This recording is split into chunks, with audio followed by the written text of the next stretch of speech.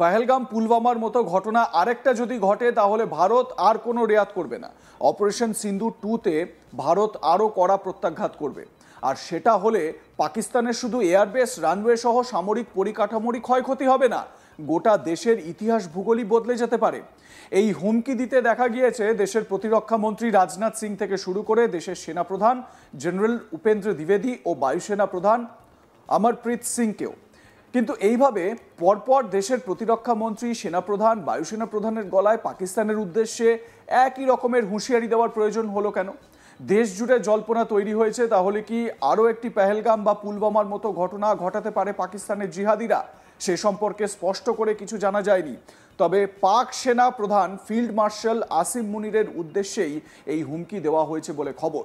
Field marshal Asim মুনিরের বিশ্বব্যাপী সফরের প্রেক্ষাপটে এই সতর্কবার্তা এসেছে।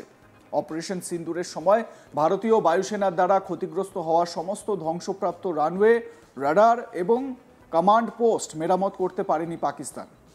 কিন্তু 88 ঘন্টার সংঘাতের পর 5 মাসের মধ্যে মুনির নিজেকে ফিল্ড মার্শাল হিসেবে অভিষিক্ত করেছেন এবং এখন একটি হাইব্রিড বেসামরিক সামরিক সরকারের প্রধান তিনি পাকিস্তানের ভূ রাজনৈতিক জোট পুনর্গঠন করেছেন, রাষ্ট্রপতি ডোনাল্ড ট্রাম্পের সঙ্গে দুবার দেখা করেছেন এবং তার দেশের বিরল খনিজ এবং বন্দরগুলিতে হস্তক্ষেপ করার আহ্বান জানিয়েছেন, সৌদি আরবিয়ার জন্য পারমাণবিক অস্ত্রের একটি ডিল অফার করেছেন এবং বেজিংকে তার ছোট আয়রন ব্রাদারের প্রতি তাদের প্রতিশ্রুতির কথা মনে করিয়ে দিয়েছেন।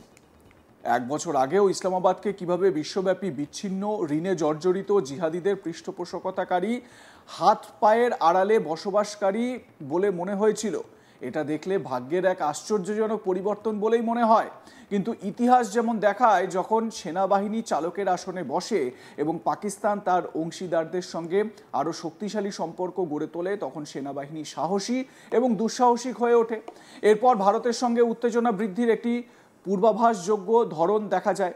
গত কয়েক দশক ধরে এটি একটি পরিচিত ধরন। 1965 সালে কচ্ছ এবং জম্মু কাশ্মীরে জমি দখলের মাধ্যমে ফিল্ড মার্শাল আইয়ুব খান, পাঞ্জাবে সন্ত্রাসবাদ উস্কে দেওয়া জেনারেল জিয়া এবং 2001 সালে ভারতের সংসদ, 2006 সালে মুম্বাইয়ে ট্রেন ব্লাস্ট এবং 2008 সালে মুম্বাইয়ে জিহাদি হামলার সময় 2টি 5-তারা হোটেল, একটি ইহুদি কেন্দ্র এবং একটি রেলওয়ে স্টেশনে রাষ্ট্রীয় মদতপুষ্ট জিহাদিদের ছেড়ে দেওয়া জেনারেল পারভেজ মোশাররফের ঘটনা। সম্প্রতি গুজরাটের কচ্ছের রানে একটি অনুষ্ঠানে প্রতিরক্ষা মন্ত্রী রাজনাথ সিং বলেন, যদি পাকিস্তান সারপ্রিকে পদক্ষেপ করার সাহস করে তাহলে তার জবাব এতটাই জোরালো হবে যে এটি ইতিহাস এবং ভূগোল উভয়ই বদলে দেবে। প্রতিরক্ষা মন্ত্রী রাজনাথ সিং 2রা অক্টোবর কচ্ছের রানে এক সভায় বলেন, 1965 সালে ভারতীয় সেনাবাহিনী লাহোরে পৌঁছেছিল। তিনি আরও বলেন, সারপ্রিক লাইন হয়েই কিন্তু করাচি যাওয়া যায়। রাজনাথ সিং এটা স্পষ্ট মনে করিয়ে দিয়েছেন যে করাচি পাকিস্তানের সবথেকে উইকেস্ট পয়েন্ট বলে মনে করা হয়। এবারে অপারেশন সিন্দুর 1-এর সময়ও কিন্তু এই করাচি ভারতীয় নৌসেনার টার্গেটে ছিল।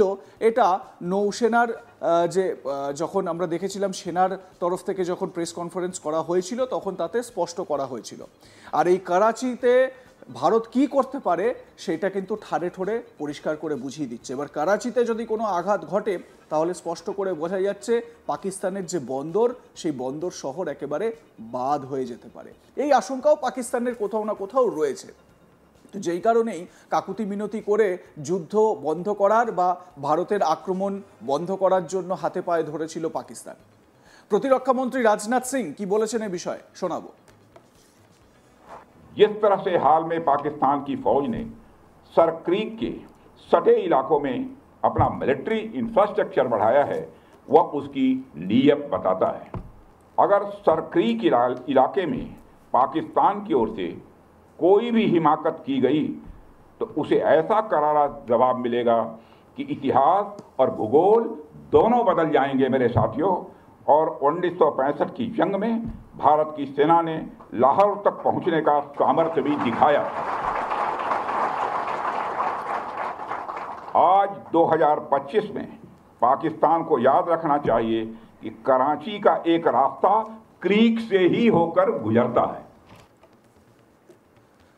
প্রতিরক্ষা মন্ত্রী রাজনাথ সিং এর এই বলার যে ভঙ্গি, বাচনভঙ্গি, এই বাচনভঙ্গিতেই অনেক রহস্য লুকিয়ে রয়েছে। তিনি বলছেন যে যদি এরকম করার চেষ্টা করে তাহলে ইতিহাস ভূগোল সব বদলে দেবো। স্যার, ক্রিক লাইন দিয়েই কিন্তু করাচি যাওয়া যায়, এটা মাথায় রাখবেন। অর্থাৎ পাকিস্তানের যে টুটি, সেই টুটি ভারতের হাতে এরকমভাবে বন্ধ রয়েছে, যে কোনো সময় আমরা চাইলে সেই টুটি কেটে দিতে পারি। প্রসঙ্গত, অপারেশন সিন্দুরের পরও সন্ত্রাসে মদদ দেওয়া বন্ধ করেনি পাকিস্তান। নিশ্চিতভাবে সেই খবর ভারতীয় ডিফেন্স এক্সপার্ট যারা রয়েছেন বা ডিফেন্স ইন্টেলিজেন্সে যারা রয়েছেন তাদের কাছে রয়েছে। আর এবার পাকিস্তানকে কড়া বার্তা ভারতের সেনাপ্রধান জেনারেল উপেন্দ্র দ্বিবেদী। 3রা অক্টোবর রাজস্থানে এক অনুষ্ঠানে অংশ নেন সেনাপ্রধান দ্বিবেদী। সেই অনুষ্ঠানে তিনি বলেন, মানে হুঁশিয়ারি দিয়ে বলেন, পাকিস্তান যদি বিশ্বের মানচিত্রে থাকতে চায়, অর্থাৎ বিশ্বের ইতিহাস ভূগোলে থাকতে চায়, তাহলে তাদের যে কোনো মূল্যে জিহাদি দমন করতেই হবে, নইলে তাদের ভয়ঙ্কর পরিণতি ভোগ করতে হবে। সেনাপ্রধান জানান, অপারেশন সিন্দুরে তাদেরকে কিছুটা রেয়াত করা হয়েছিল, কিন্তু পরের কোনো অপারেশনে তাদের সেই রেয়াত করা হবে না। এমনকি তিনি সেনাকে প্রস্তুত থাকতেও বলেন। তিনি বলেন, ঈশ্বর চাইলে খুব শীঘ্রই তাঁরা সেই সুযোগ পাবেন। রাজস্থানে এক অনুষ্ঠানে অংশ নেন ভারতীয় সেনাপ্রধান জেনারেল দ্বিবেদী।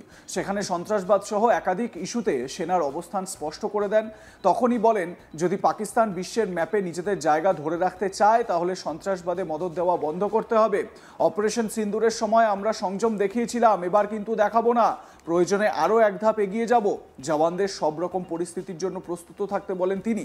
তাদের লক্ষ্য করে বলেন, ঈশ্বরের ইচ্ছে থাকলে আপনারা শীঘ্রই একটা সুযোগ পাবেন, শুভকামনা রইল। जनरल उपेंद्र द्विवेदी की बोलेছিলেন, শুনুন। इस बार भारत देश पूरी तैयारी के साथ है और इस बार वो संयम नहीं रखेगा जो सिंदूर 1.0 में हमने संयम रखा। इस बार हम आगे की कार्रवाई करेंगे और कुछ ऐसी कार्रवाई करेंगे कि हो सकता है पाकिस्तान को सोचना पड़े कि उसे इतिहास में भूगोल में रहना है कि नहीं रहना है। अगर उसे भूगोल में अपनी जगह बनानी है तो उसके लिए उसे जो स्टेट स्पॉन्सर्ड टेररिज्म जिसको हम बोलते हैं, यानी कि उसका देश जो टेररिज्म को स्पॉन्सर कर रहा है उसे रोकना पड़ेगा। तो आप अपनी पूरी तैयारी करके रखिए और अगर परवरदिगार चाहेंगे, भगवान चाहेंगे, वाहेगुरु चाहेंगे तो बहुत जल्दी ही आपको मौका मिलेगा। 3রা অক্টোবরই এয়ারফোর্স ডের অনুষ্ঠানে যোগ দিয়ে ভারতের বায়ুসেনা প্রধান জানান, অপারেশন সিন্দুরে পাকিস্তানের F-16, JF-17 সহ 5টি ফাইটার জেট ধ্বংস করে দিয়েছিল ভারতীয় বায়ুসেনা। এমনকি পাকিস্তানের বেশ কয়েকটি এয়ারবেসে হামলার সময় বেশ কিছু runway, radar, command and control centre ধ্বংস করে দেওয়া হয় বলেও দাবি করেছিলেন বায়ুসেনা প্রধান। কিছুদিন আগেই রাষ্ট্রপুঞ্জের সাধারণ সভায় পাকিস্তানের প্রধানমন্ত্রী শাহবাজ শরীফ দাবি করেছিলেন, ভারতের সঙ্গে সংঘর্ষের সময় ভারতের বেশ কয়েকটি ফাইটার জেট ধ্বংস করেছিল পাকিস্তান বায়ুসেনা। ভারতের বায়ুসেনা প্রধান জানান, এটা নেহাতি মন গড়া কাহিনী। স্বাভাবিকভাবে পাকিস্তানের এটা করা ছাড়া আর কোনো উপায় নেই। তো যাই হোক, পাকিস্তানের সমঝে চলা উচিত। ভারতের এই যে যারা সিনিয়র মোস্ট সেনার অফিসাররা রয়েছেন বা সুপ্রিম কমান্ডার যারা রয়েছেন, তারা কিন্তু একেবারে অ্যাকশন মোডে রয়েছেন। আপনাদের মতামত কি জানাতে ভুলবেন না। দেখতে থাকুন আজ তাক বাংলা। সাবস্ক্রাইব করুন আমাদের ইউটিউব চ্যানেলটি, বেল আইকন প্রেস করুন নোটিফিকেশন পেতে।